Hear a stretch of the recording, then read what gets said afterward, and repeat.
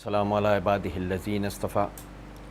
فاعوذ باللہ من شرور انفسنا ومن سیئات اعمالنا من یہد اللہ فلا مضل لہ ومن یضلل فلا ہادی لہ واشہد ان لا الہ الا اللہ وحدہ لا شریک لہ واشہد ان محمدا عبدہ ورسولہ اما بعد فإن خیر الحدیث کتاب اللہ وخیر الہدی ہدی محمد صلی اللہ علیہ وسلم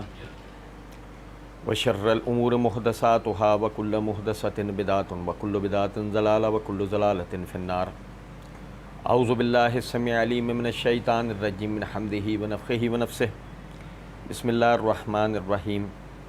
اللہم صلی علی محمد وعلی آل محمد کما صلیت علی ابراہیم وعلی آل ابراہیم انک حمید مجید اللہم بارک علی محمد وعلی آل محمد کما بارکت علی ابراہیم وعلی آل ابراہیم انک حمید مجید رب اشرح لی صدری ویسر لی امری واحلل عقدۃ من لسانی یفقہوا قولی رب زدنی علما۔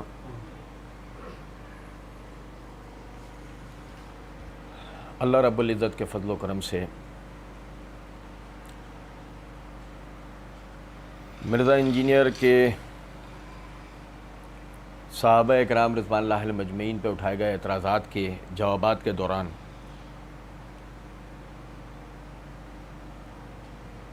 مرزا انجینئر نے ابو بکر صدیق رضی اللہ تعالیٰ عنہ کی ایک فضیلت کہ وہ سب سے پہلے مسلمان ہوئے تھے، مرزا نے اس کا انکار کیا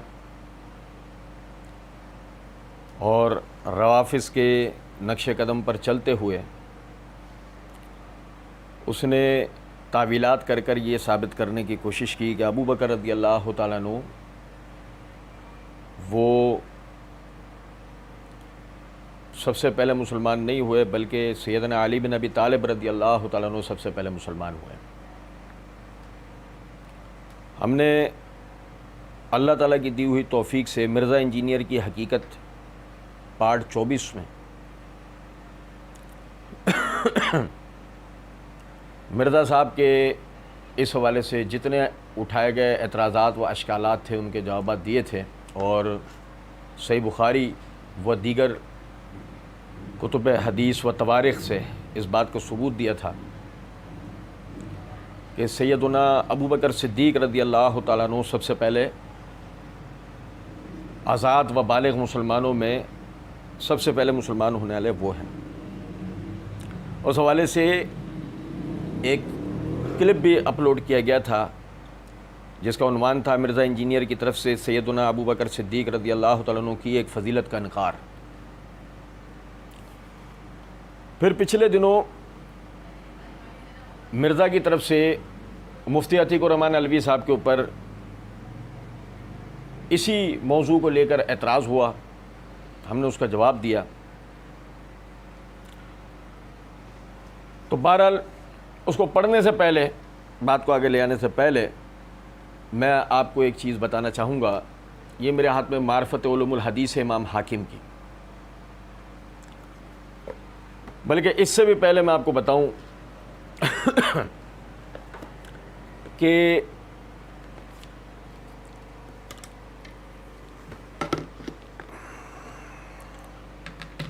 یہ سنن ترمذی ہے، یہ درسی کتاب کی جلد نمبر 2 کے صفحہ نمبر 214 کے اوپر امام ترمذی رحمۃ اللہ علیہ ابواب المناقب میں باب مناقب علی بن ابی طالب رضی اللہ تعالیٰ عنہ کے تحت ایک فصل، ایک باب قائم کرتے ہیں۔ اس کے اندر انہوں نے ایک حدیث نقل کی اور اس کے بعد وہ کہتے ہیں وقالوا بعض اہل العلم اول من اسلم من الرجال ابو بکر الصدیق واسلم علی وهو غلام ابن 8 سنین واول من اسلم من النساء خدیجہ، کہ بعض اہل علم کہتے ہیں کہ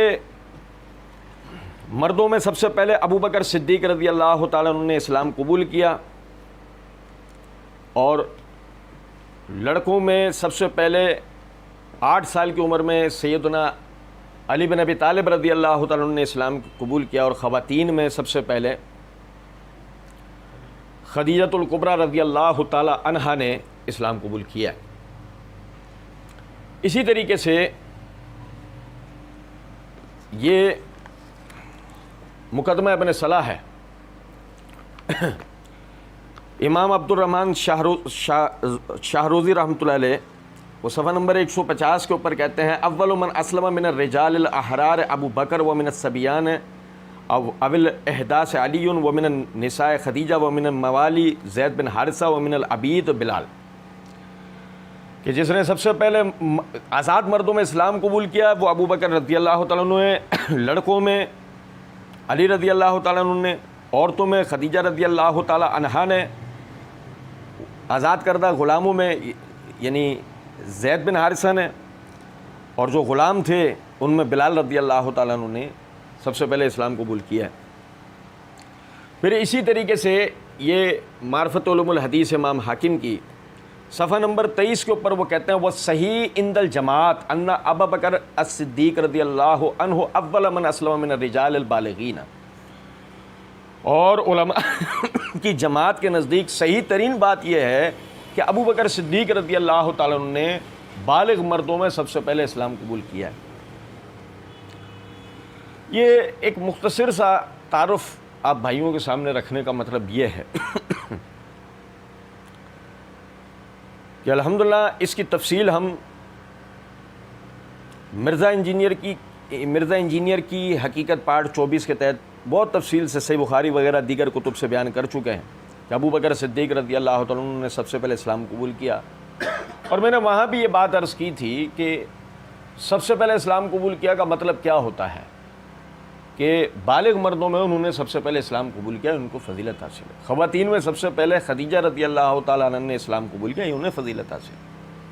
لڑکوں میں علی بن ابی طالب رضی اللہ تعالیٰ عنہ نے سب سے پہلے اسلام قبول کیا، یہ ان کو فضیلت حاصل ہے۔ غلاموں میں بلال رضی اللہ تعالیٰ عنہ نے اسلام قبول کیا سب سے پہلے، یہ ان کو فضیلت حاصل ہے۔ یہ ان سب حضرات کی فضیلت ہے۔ اہل سنت کا مسلک و منہج یہی ہے،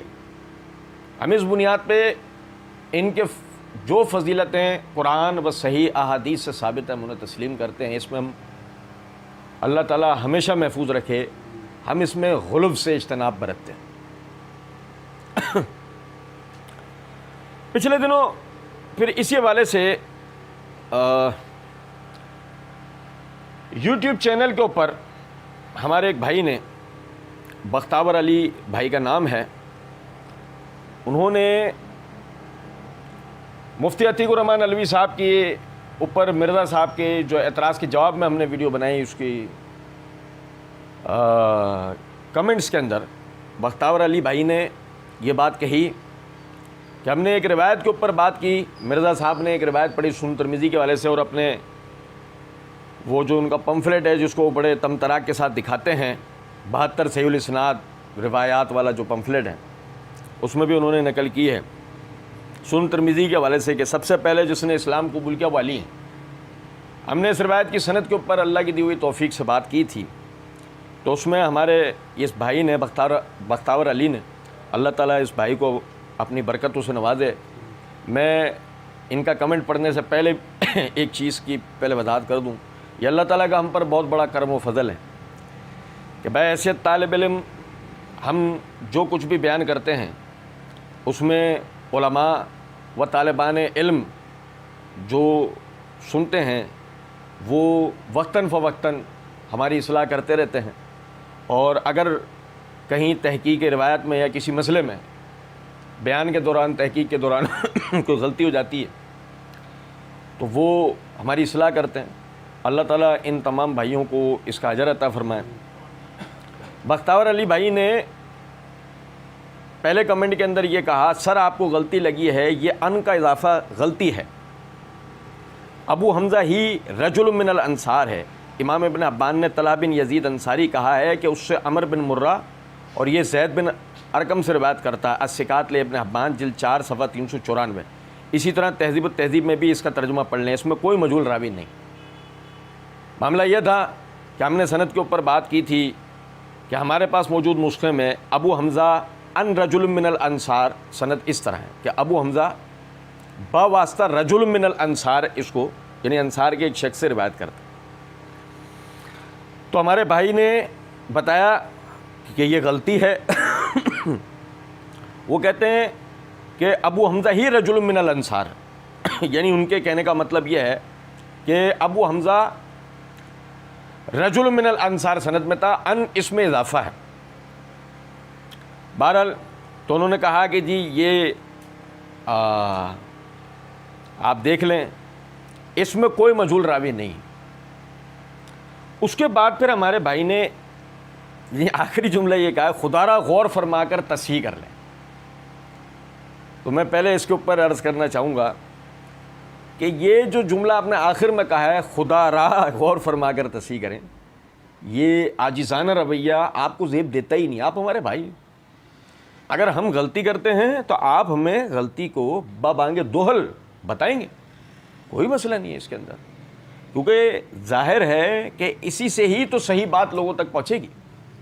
اگر مثال کے طور پر ہم نے غلطی کی، آپ ہمیں توجہ دلائیں گے، ہم اپنی اصلاح کریں گے، اپنی غلطی کو تسلیم کریں گے، اس میں خدا را کہہ کے تو گویا تو آپ اس طرح تو عام پڑھنے والے قارئین کو یہ تاثر دے دیں گے کہ کوئی خدا نہ خواستہ اگر ہم غلطی کر جاتے ہیں تو ہم اپنی غلطی کو تسلیم ہی نہیں کرتے۔ تو ایسا خدا نہ خواستہ نہیں ہے، اگر غلطی ہے ہم اسے تسلیم کریں گے، لیکن کچھ وضاحت انشاءاللہ آپ کو آج دیں گے۔ اچھا، پھر اس کے بعد ہمارے بھائی نے ایک بات یہ کہی کہ شیخ صاحب ترمذی کا جو نسخہ معروف کی تحقیق کے ساتھ ہے، اس میں روایت کی سند میں ابی حمزہ رجل من الانصار، یعنی جیسے مرزا نے لکھا ویسے ہی بیان ہوا ہے، جبکہ اوقاف سعودیہ کے نسخے میں ابی حمزہ ان رجلن کے ساتھ بیان ہوا ہے جیسے آپ فرما رہے ہیں۔ اب درست کون سا ہوگا؟ جبکہ امام ترمذی نے بھی حسن صحیح کہا ہے۔ اب تھوڑا سا میں آپ کو اس کی وضاحت دے دیتا ہوں، اس کو سمجھ لیجئے گا۔ یہ دیکھیں، ہمارے پاس یہ ترمذی درسی نسخہ ہے، قدیمی کتب خانہ کراچی پاکستان سے شائع شدہ۔ اس میں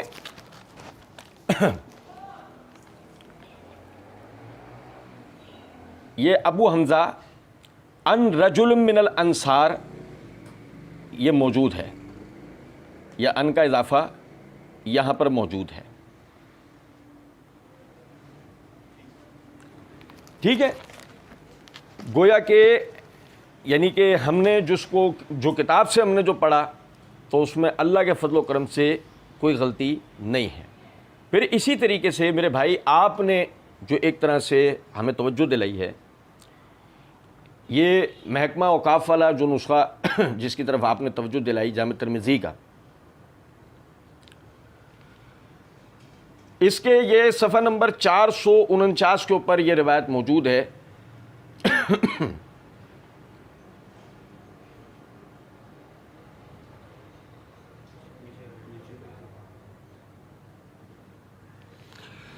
صفحہ نمبر 449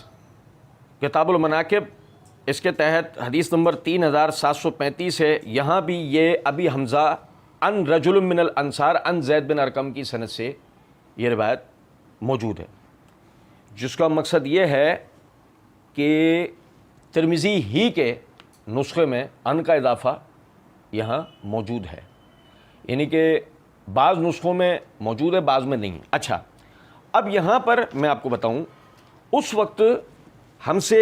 جو غلطی سرزد ہوئی وہ یہ ہے کہ ہم نے اس نسخے پہ بھروسہ کرتے ہوئے سند پر کلام کیا، اور دیگر کتب کے اندر ہم نے یعنی اس سند کو نہیں دیکھا تھا۔ اب دیکھیں، یہ میرے ہاتھ میں مسند احمد ہے، اس کی جلد نمبر 8 کا صفحہ نمبر 411 ہے، حدیث نمبر 19518 ہے۔ اس کے اندر سمیت یعنی کہ عمر بن مرہ قال سمیت ابا حمزہ رجل من الانصار کا لفظ موجود ہے، جیسے کہ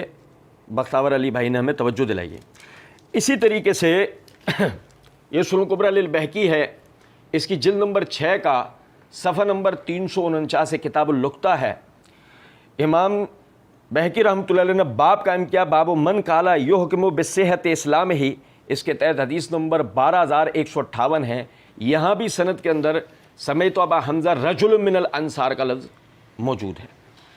اسی طریقے سے امام ترمذی ہی کی سند سے، یہ میرے ہاتھ میں اسد الغابہ ہے ابن اسیر جزری رحمۃ اللہ علیہ کی، اس کی جلد نمبر 2 کا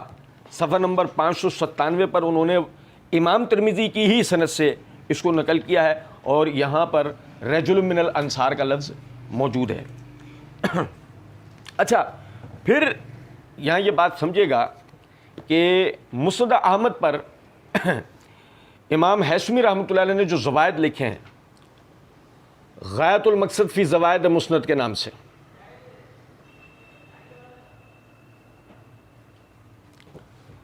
اس میں کتاب المناقب صفحہ نمبر 365 حدیث نمبر 3644 ہے، وہی سند ہے کہ جو مسند احمد کے اندر بیان ہوئی ہے، لیکن دیکھیں سمیت ابا حمزہ ان رجل من الانصار کا یہاں بھی صیغہ ان کا صیغہ موجود ہے۔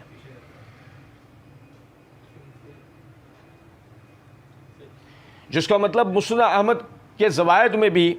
یہ ابو حمزہ ان رجل من الانصار یہ موجود ہے۔ اچھا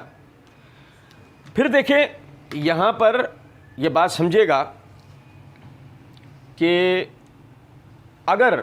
بعض نسخوں میں ان کا اضافہ موجود ہے اور بعض میں نہیں ہے،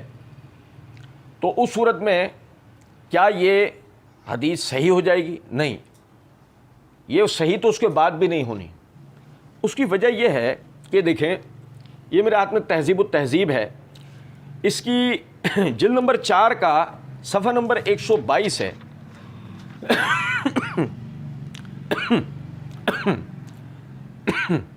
حافظ ابن حجر رحمۃ اللہ علیہ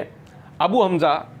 طلحہ بن یزید العیلی کوفی کے حالات بیان کرتے ہوئے فرماتے ہیں روا ان حذیفہ بن الیمان وکیلا ان رجل انہ وان زید بن ارقم وانہ عمر بن مرہ، کہ یہ ابو حمزہ یعنی کہ روایت کرتے ہیں حذیفہ بن یمان سے، اور کہا گیا ہے کہ بعض مرتبہ حذیفہ اور ان کے درمیان ایک شخص کا واسطہ ہوتا ہے، اور زید بن ارقم سے، اور ان سے عمر بن مرہ روایت کرتے ہیں۔ امام ابن معین فرماتے ہیں لم یروی غیرہ عنہ، عمر بن مرہ کے علاوہ ان سے اور کوئی روایت نہیں کرتا۔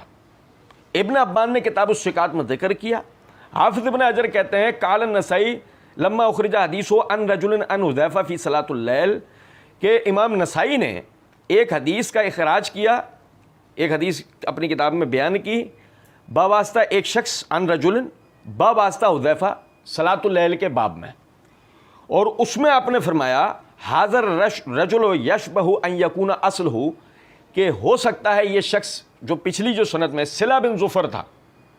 اشارہ اس کی طرف ہے کہ وہ اصل سند میں موجود صلہ بن ظفر ہی ہو، وہ طلحہ حاضہ سکا۔ اب یہ حافظ ابن حجر رحمۃ اللہ علیہ نے یہ کلام پورا یہاں بیان کر دیا ہے۔ اچھا دیکھیں اب سمجھے گا ذرا بات کو، یہ امام نسائی کی سنن کبریٰ ہے، اس کی جلد نمبر 1 کا صفحہ نمبر 434 ہے، کتاب قیام اللیل ہے۔ اس پر امام نسائی رحمۃ اللہ علیہ نے باب قائم کیا تسویۃ القیام والرکوع والقیام بعد الرکوع والسجود والجلوس بین السجدتین فی صلاۃ اللیل، اس کے تحت یہ حدیث نمبر ہے 1378 1379۔ یہاں پر یہ روایت انہوں نے ان عمر بن مرہ ان ابی حمزہ ان رجل من بنی ابس ان حذیفہ نقل کی، اور اس کے بعد امام نسائی کہتے ہیں قال ابو عبد الرحمن ابو حمزہ عندنا واللہ عالم طلحہ بن یزید، اور یہ جو ابو حمزہ ہے ہمارے نزدیک اللہ بہتر جانتا ہے کہ یہ طلحہ بن یزید ہے۔ وہ حاضر رجل یشبہ ان یکون صلہ بن ظفر، اور یہ جو جس شخص کے آپ واسطے سے بیان کر رہا ہے ممکن ہے کہ یہ صلہ بن ظفر ہو۔ یہاں پر امام نسائی نے یعنی ابو حمزہ کو سکا نہیں قرار دیا، بلکہ یہ سنن کبریٰ ہے یہ امام نسائی کی، اس کی جلد نمبر 2 کا صفحہ نمبر 123 ہے، کتاب الصیام ہے۔ یہاں پر حدیث نمبر 2677 کے تحت انہوں نے ابو حمزہ طلحہ بن یزید کوفی کو سکا قرار دیا ہے۔ اس کا مطلب کہ امام نسائی رحمۃ اللہ علیہ وہ واحد شخص ہیں کہ جو ابو حمزہ طلحہ بن یزید کو سکا قرار دیتے ہیں، ٹھیک ہے۔ اچھا میں جیسے کہ آپ سے عرض کر رہا تھا کہ حذیفہ بن یمان اور ان کے درمیان ایک آدمی کا واسطہ ہوتا ہے، تو ممکن یہ بھی ہو سکتا ہے کہ زید بن ارقم اور ان کے درمیان بھی ایک شخص کا واسطہ ہو، جسے بعض مرتبہ یہ ذکر کرتے ہوں اور بعض مرتبہ یہ اسے ذکر نہ کرتے ہوں، یہ احتمال باقی ہے۔ پھر یہ سمجھیں کہ امام نسائی کے علاوہ کسی نے بھی ان کو سکا قرار نہیں دیا ہے، جس کا مطلب یہ ہے کہ یہ باضابطہ طور پر کوئی ثقہ راوی نہیں ہے بلکہ یہ مجہول الحال ہیں۔ اچھا پھر یہ سمجھے گا ذرا بات، کوئی شخص یہ کہے کہ جی امام بخاری رحمۃ اللہ علیہ نے یہ ابو حمزہ طلحہ بن یزید سے صحیح بخاری میں روایت لے رکھی ہے، یہ میرے ہاتھ میں صحیح بخاری ہے، اس کی جلد نمبر 5 کا صفحہ نمبر 177 ہے، کتاب فضائل اصحاب النبی صلی اللہ علیہ وسلم ہے، اس کے تحت امام بخاری نے باب قائم کیا، باب اتباع الانصار، اس کے تحت حدیث نمبر 3787 ہے۔ وہ امام بخاری رحمۃ اللہ علیہ اس روایت کو نقل کرتے ہیں، روایت یہ ہے کہ زید بن ارقم رضی اللہ تعالیٰ عنہ وہ کہتے ہیں، یعنی ابو حمزہ نے زید بن ارقم رضی اللہ عنہ کے واسطے سے بیان کیا کہ انصار نے عرض کیا، یا رسول اللہ صلی اللہ علیہ وسلم، ہر نبی کے تابع دار لوگ ہوتے ہیں اور ہم نے آپ کی تابع داری کی ہے، آپ اللہ سے دعا فرمائیں کہ اللہ ہمارے تابع داروں کو بھی آپ میں شریک کر دے، تو نبی صلی اللہ علیہ وسلم نے ان کے لیے دعا فرمائی۔ اب یہ جو روایت ہے یہ نقل کر کے امام بخاری نے یہاں پہ فرمایا فَنَمَيْتُ ذَلِكَ إِلَىٰ ابن ابی لیلہ، عمر بن مرہ کہتے ہیں کہ میں نے اس بات کا، اس روایت کا تذکرہ عبد الرحمن بن ابی لیلہ کے سامنے کیا، تو عبد الرحمن بن ابی لیلہ نے کہا قَدْ زَعَمَ ذَلِكَ زید، یہ بات زید بن ارقم کہا کرتے تھے۔ اب امام بخاری رحمۃ اللہ علیہ کو یہ مطابق ذکر کرنا، آپ نے جو یہ مطابق ذکر کی ہے اس کی وجہ یہ ہے کہ ابو حمزہ اس درجے کا راوی نہیں تھا کہ اس کی روایت پر یقین کیا جا سکتا ہو۔ یہی وجہ ہے کہ آپ دیکھیں کہ عمر بن مرہ اس روایت کو سننے کے بعد عبد الرحمن بن ابی لیلہ سے اس کی تصدیق کرتے ہیں، جیسے کہ سنن ترمذی والی روایت میں بھی یہ الفاظ ہیں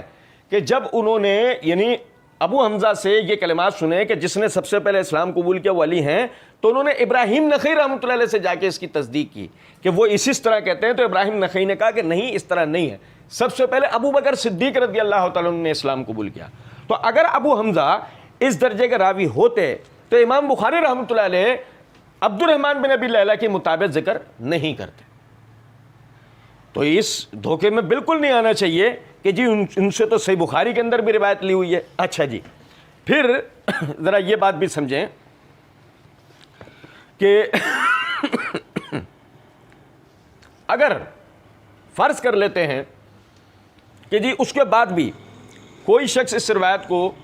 کہتا ہے کہ نہیں جی صحیح ہے، تو پھر ہم اس کے لیے تحقیق کا ایک اور نقطہ دیتے ہیں۔ اللہ کے فضل و کرم سے ہم نے صحیح بخاری کی روایت سے ابو بکر رضی اللہ تعالیٰ عنہ کا سب سے پہلے مسلمان ہونا ثابت کیا ہے۔ آج تحقیق کا ایک نقطہ بھائیوں کو دے رہے ہیں، یہ میرے ہاتھ میں معجم الاوسط ہے، اس کی جلد نمبر 2 کا صفحہ نمبر 290 ہے۔ امام طبرانی رحمۃ اللہ علیہ نے حدیث نمبر 2010 کے تحت روایت نقل کی ہے،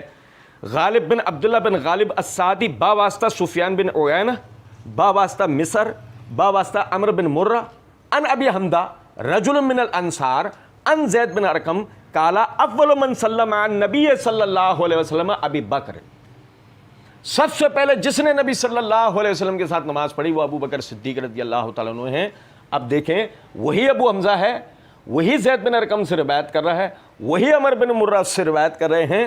اور یہاں پر وہی الفاظ بیان کر رہا ہے کہ جس نے سب سے پہلے نبی صلی اللہ علیہ وسلم کے ساتھ نماز پڑھی وہ ابو بکر صدیق رضی اللہ تعالیٰ عنہ ہیں۔ اب آپ سمجھیں ذرا اس بات کو کہ اگر علی رضی اللہ تعالیٰ عنہ اس وقت تک مسلمان ہو گئے ہوتے تو زید بن ارقم یعنی کہ ابو حمزہ یہ کبھی بھی ابو بکر صدیق رضی اللہ تعالیٰ عنہ کے لیے بات نہیں کرتے کہ سب سے پہلے جس نے یعنی نماز پڑھی نبی صلی اللہ علیہ وسلم کے ساتھ وہ ابو بکر صدیق رضی اللہ تعالیٰ عنہ۔ اب یہاں پر کوئی آدمی اگر یہ بات کہتا ہے کہ غالب بن عبداللہ بن غالب السعدی مجہول ہے، تو ذرا سمجھیے گا، یہ میرے ہاتھ میں، یہ ہمارے پاس لائبریری میں کتاب نہیں ہے، میں نے نیٹ سے اس کو ڈاؤن لوڈ کیا ہے، میں نے حدیث سے خیثمہ بن سلیمان القرشی، اس کے اندر یہ صفحہ نمبر 129 130 کے اوپر بشر بن عمر نے غالب بن عبداللہ بن غالب السعدی کی مطابقت کر رکھی ہے۔ اور سمجھے گا ذرا بات کو، یہ میرے ہاتھ میں تہذیب الکمال ہے، اس کی جلد نمبر 2 کا صفحہ نمبر 60 اور 61 ہے، بشر بن عمر بن حکم بن عقبہ الدہرانی الازدی ابو محمد البصری، ان کے بارے میں امام ابو حاتم کہتے ہیں صدوق، اور امام محمد بن سعد نے کہا کانا سکا، کہ وہ سکا تھے۔ ابن ابان نے بھی ان کو کتاب الشکات کے اندر ذکر کیا ہے۔ تو عرض کرنے کا مطلب یہ ہے کہ آپ دیکھیں کہ بشر بن عمر سکا راوی ہیں، انہوں نے یہاں روایت میں غالب بن عبداللہ بن غالب السعدی کی مطابق بھی کر رکھی ہے، تو لہٰذا اگر مجہول ہونے کا سند کے نیچے اشکال ہوتا، وہ اشکال ختم ہو گیا۔ اب سمجھیں ذرا اس بات کو کہ اگر ابو حمزہ رجل من الانصار، یعنی ابو حمزہ راوی جو ہے، اگر آپ اسے مجہول الحال تسلیم نہیں کرتے اور اس کی روایت کو آپ صحیح تسلیم کرتے ہیں، تو پھر آپ نے یہ روایت بھی تسلیم کرنی ہوگی، اور جب آپ نے یہ روایت تسلیم کرنی ہوگی تو آپ نے بتانا ہوگا کہ پہلے ابو بکر مسلمان ہوئے یا پہلے علی بن ابی طالب رضی اللہ تعالی عنہما یہ مسلمان ہوئے۔ اب سمجھیں ذرا اس بات کو کہ صحیح بخاری و دیگر احادیث کی سے یہ بات ثابت ہے کہ ابو بکر صدیق رضی اللہ تعالیٰ عنہ سب سے پہلے مسلمان ہوئے ہیں، لہذا ابو حمزہ رجل من الانصار کی یہ گواہی تو قبول کی جا سکتی ہے کہ سب سے پہلے نماز پڑھنے والے نبی صلی اللہ علیہ وسلم کے ساتھ وہ ابو بکر صدیق ہے، کیونکہ اس کے دیگر دلائل ہیں۔ لیکن اگر وہی ابو حمزہ یہ کہے کہ اول من اسلم علی، کہ سب سے پہلے علی نے اسلام قبول کیا، تو یہ بات دیگر صحیح روایات و دیگر ثقات کے خلاف ہونے کی وجہ سے قابل قبول نہیں ہو سکتی۔ اور جہاں تک یہ بات ہے کہ جو پھر میں آج دہرا دوں کہ ابراہیم نخعی رحمۃ اللہ علیہ نے جو انکار کیا تھا، وہ خدا نہ خواستہ سیدنا علی بن ابی طالب رضی اللہ تعالیٰ عنہ کی فضیلت کا انکار نہیں کیا تھا، بلکہ یہی روایت ان کے پیش نظر تھی کہ ابو حمزہ، اس کو یہ دیکھیں سمجھیے گا، یہ روایت معجم الاوسط میں ہی نہیں بلکہ تاریخ اصبہان کے اندر بھی ہے، یہ جلد نمبر 2 کے صفحہ نمبر 117 کے اوپر وہ اس روایت کو لے کے آئے ہوئے ہیں، اور وہ ساتھ ہی یہ بات کہتے ہیں ہاکذا رواہ غالب عن سفیان عن مصر ورواہ شعبہ عن عمرو بن مرہ عن ابی حمزہ عن زید بن ارقم قال اول من سلم عن نبی صلی اللہ علیہ وسلم علی، کہ اسی طرح غالب نے باواسطہ سفیان بن عیینہ باواسطہ مصر یہ روایت کیا ہے کہ سب سے پہلے ابو بکر صدیق رضی اللہ تعالیٰ عنہ نے نبی صلی اللہ علیہ وسلم کے ساتھ نماز پڑھی، اور شعبہ نے باواسطہ عمرو بن مرہ باواسطہ ابی حمزہ باواسطہ زید بن ارقم یہ روایت کیا ہے کہ اول من سلم عن نبی علی، یعنی کہ جس نے سب سے پہلے نبی صلی اللہ علیہ وسلم کے ساتھ نماز پڑھی وہ علی ہے۔ تو میں وہی عرض کر رہا تھا آپ سے بات کہ اس کو سمجھیں کہ اگر آپ یہ کہتے ہیں کہ ابو حمزہ مجہول نہیں ہے تو آپ نے ابو بکر صدیق رضی اللہ تعالیٰ عنہ نے پہلے نماز پڑھی ہے یا پہلے علی بن ابی طالب رضی اللہ تعالیٰ عنہ نے نماز پڑھی ہے، اس کا آپ نے فیصلہ کرنا ہوگا۔ اور صحیح دلائل اسی بات کی طرف ہیں کہ ابو بکر صدیق رضی اللہ تعالیٰ عنہ ہی سب سے پہلے مسلمان ہوئے ہیں، اور جیسے کہ میں نے ابتدا کے اندر بھی ذکر کیا ہے کہ جو ہے وہ محدثین اہل تواریخ وغیرہ صحیح سند سے اسی بات کو بیان کرتے ہیں۔ آخر میں یہ بات عرض کر دوں کہ دیکھیں، آپ اگر یہ سمجھتے ہیں، کوئی شبہ آپ کو ہوتا ہے کہ ہم سے فلاں مسئلے پر غلطی ہوئی ہے، جیسے کہ یہاں ہمارے بختاور علی بھائی کو شبہ ہوا تھا، تو اس قسم کے کلمات نہ کہا کریں، خدا را وغیرہ اس طرح کے کلمات نہ کہا کریں۔ آپ ہمارے بھائی ہیں، ہم بھی آپ کی طرح طالب علم ہیں، اور ہزاروں اغلاط ہم سے ہو سکتی ہیں، ہوئی ہیں، ہو سکتی ہیں۔ تو عرض کرنے کا مطلب یہاں پہ یہ کہ اگر آپ ہماری کسی غلطی پر مطلع ہوتے ہیں، آپ اس کو کھلے دل کے ساتھ ہمیں بیان کریں، اور اگر ہماری غلطی ہوگی ہم کھلے دل کے ساتھ اس کو تسلیم کریں گے۔ اللہ رب العزت حق بات کہنے کی، حق بات سمجھنے کی اور حق بات پہ عمل کرنے کی توفیق عطا فرمائے۔ وما علینا الا البلاغ۔